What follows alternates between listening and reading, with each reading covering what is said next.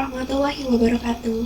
Perkenalkan, nama saya Nazwa Syafadila dengan NIM 2019-1050-1008 dari Program Studi Perencanaan Wilayah dan Kota Universitas Jember.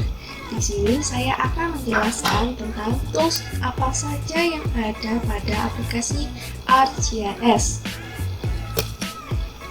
Dalam PPT ini saya akan menjelaskan tentang apa itu ArcGIS Desktop, ArcMap, ArcCatalog, dan yang terakhir yaitu ArcGlobe. Sebelum mengenal lebih jauh tentang aplikasi ArcGIS, jadi GIS itu sebenarnya apa sih? Jadi GIS merupakan singkatan dari Geographic Information System.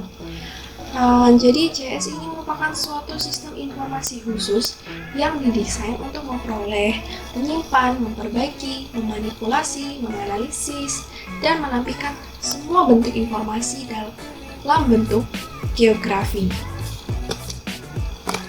Nah, ArcGIS Desktop itu apa? Jadi ArcGIS Desktop adalah sebuah aplikasi yang dibuat oleh perusahaan Esri. Jadi aplikasi ini berbasis Geographic Information System. Dan pada aplikasi ArcGIS ini ada beberapa aplikasi lainnya seperti ArcMap, ArcGlobe, ArcCatalog, dan lain-lainnya. Nah, jadi ada yang pertama yaitu ArcMap. Jadi ArcMap adalah salah satu program utama ArcGIS yang digunakan untuk menampilkan data, editing, analisis, dan proses layout data spasial. Hal-hal apa saja sih yang dapat dilakukan oleh ArcMap ini? Yang pertama yaitu penjelajahan data, kedua analisa, dan yang ketiga presented result, customizing data, dan programming. Selanjutnya ada ArcCatalog. ArcCatalog ini juga merupakan salah satu aplikasi ArcGIS yang digunakan untuk mencari data, mengorganisir, distributing, dan mendokumentasikan suatu struktur data dalam ArcGIS. Fungsinya itu berupa memanajemen data, menampilkan preview, menentukan sistem koordinat, dan menentukan lokasi penyimpanan. Kemudian ada ArcGlobe. ArcGlobe merupakan salah satu aplikasi ArcGIS yang tampilannya itu seperti Google Earth dan fungsinya itu untuk menampilkan permukaan bumi dengan menggunakan citra satelit. Kemudian ArcGlobe ini kan bagian dari ekstensi ArcGIS 3D Analyst. Jadi aplikasi ini umumnya dirancang untuk digunakan dengan dataset yang sangat besar dan memungkinkan untuk visualisasi yang tidak terputus untuk data raster dan fitur peta lainnya. Setelah kita mengenal pengertian tentang ArcGIS, ArcMap, kemudian ada ArcCatalog dan ArcGlobe, di sini saya akan menjelaskan tentang tools-tools apa saja yang ada pada salah satu aplikasi ArcGIS, yaitu ArcMap. Sebelumnya data spasial itu sebenarnya dibagi menjadi dua, yaitu yang pertama ada data vektor, yaitu data yang menampilkan pola, ruangan, atau garis. Kemudian ada data raster yang menampilkan berupa foto atau sisi ruang bumi dalam bentuk pixel. Nah, di sini karena sudah muncul ArcMap-nya, jadi jika ingin membuat data baru, maka kita tinggal klik blank map ini, kemudian klik OK. Nah, jadi ini adalah tampilan awal dari ArcMap. Pada kotak kosong di tengah ini merupakan map view. Jadi map view ini fungsinya untuk menampilkan peta dan data-data yang akan kita input. Dan pada tabel sebelah kiri ini ada tabel of content yang berisikan layer-layer yang berfungsi untuk menampilkan dan mengetahui data apa saja yang terdapat pada map view ini. Kemudian tabel of content ini bisa kita sembunyikan dengan cara klik auto hide ini. Nah, maka tabel of content akan hilang secara sementara. Jika yang muncul lagi, kita tinggal kliknya saja. Oke, sekarang sebelum mengenal lebih jauh tentang ArcMap, kita mengenali terlebih dahulu tools-tools yang ada di atas ini. Jadi yang pertama yaitu ada file.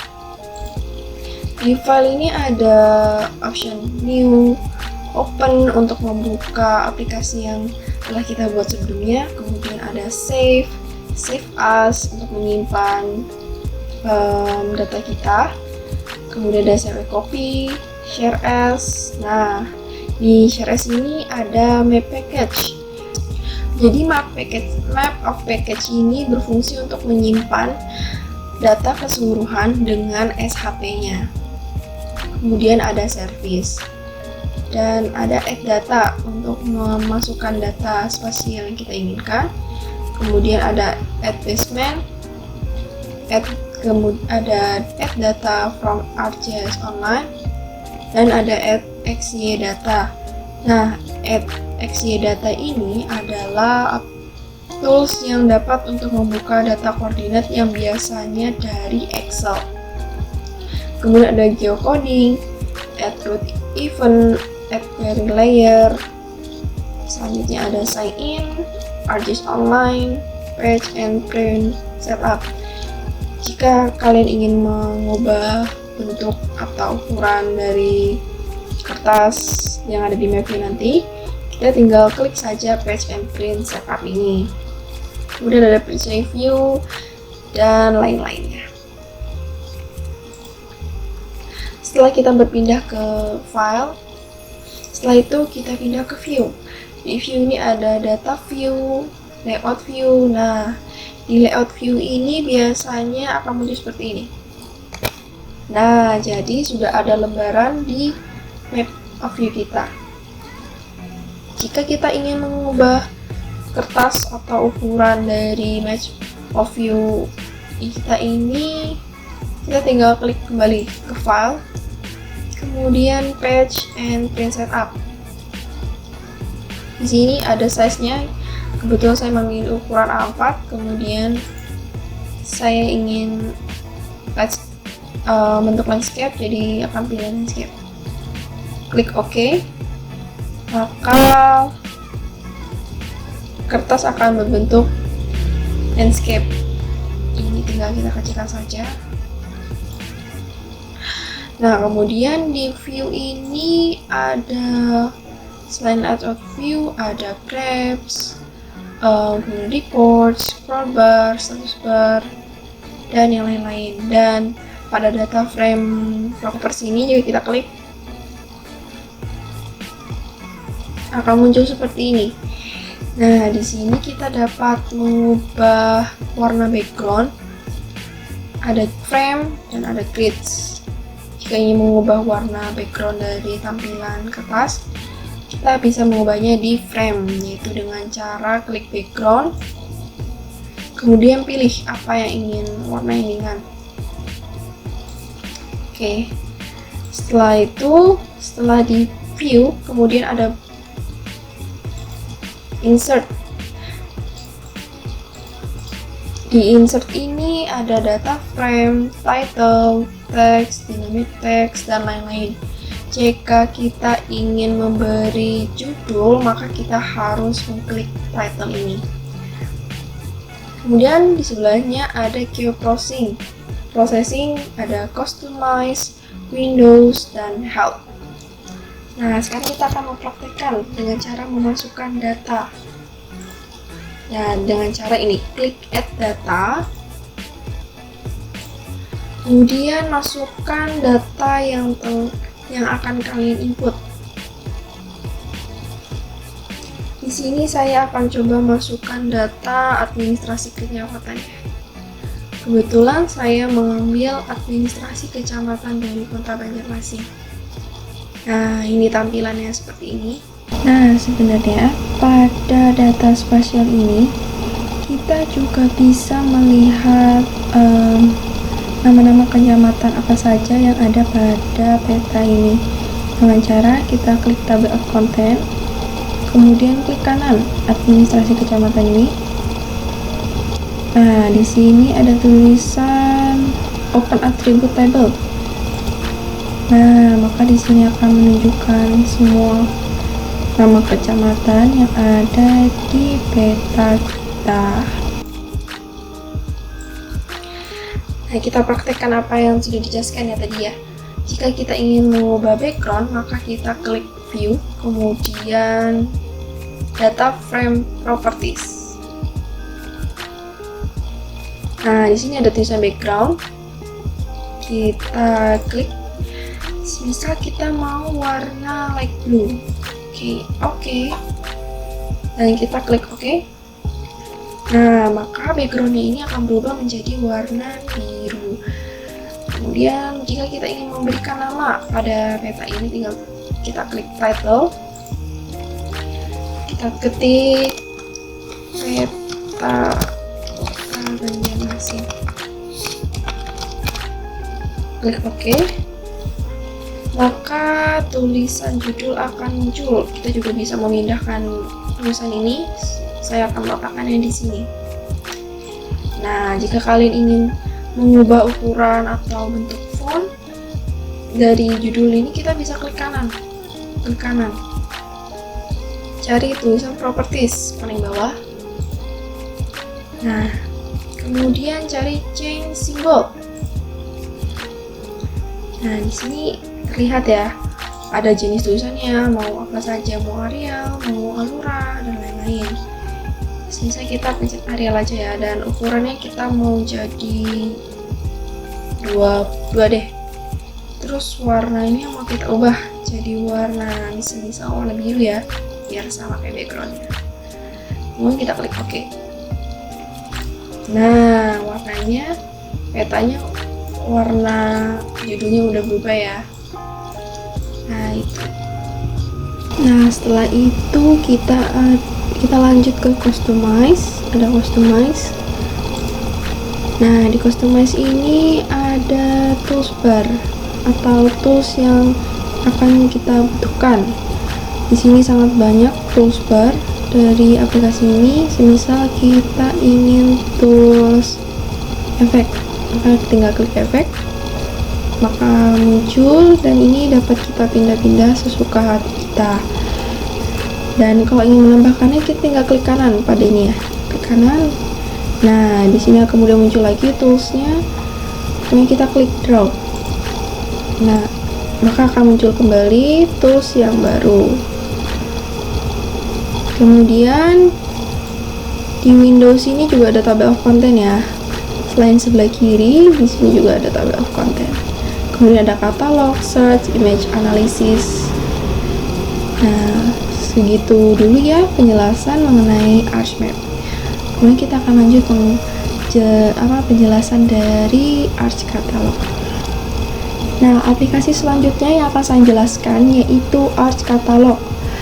Jadi ini adalah tampilan awal dari Arch Catalog. Bisa kita lihat di bagian kotak sebelah kiri ini terdapat katalog tree yang di dalamnya berisi beberapa tools. Yang pertama ada folder connection yang fungsinya untuk mengkoneksikan data spasial kita. Kemudian ada toolbox yang merupakan tools bawaan dari aplikasi JS ini.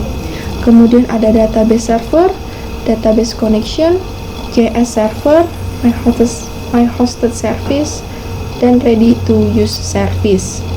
Pada folder connection ini terlihat masih belum ada folder yang terkoneksi ya. Nah, cara mengkoneksikannya itu dengan cara klik kanan, kemudian klik connect to folder, pilih foldernya.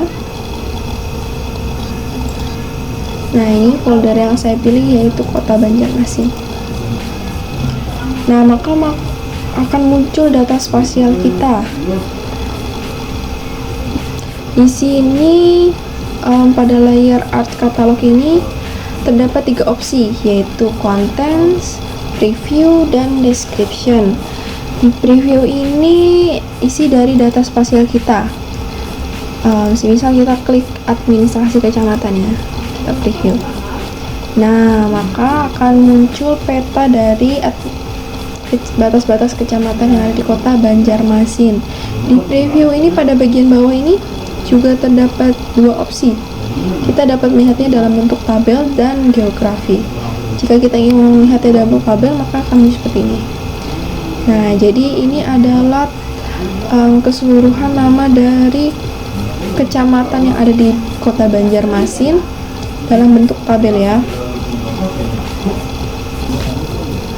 Nah, kemudian kita bahas description ya. Biasanya description ini digunakan untuk mengedit atau memasukkan data informasi dari data spasial kita. Caranya dengan cara klik edit, dan data kita bisa diedit lalu disimpan. Cara lain untuk mengkoneksikan data spasial kita tuh bisa dengan cara ini. Klik file, kemudian connect to folder ini ya. Selain cara yang saya jelaskan sebelumnya.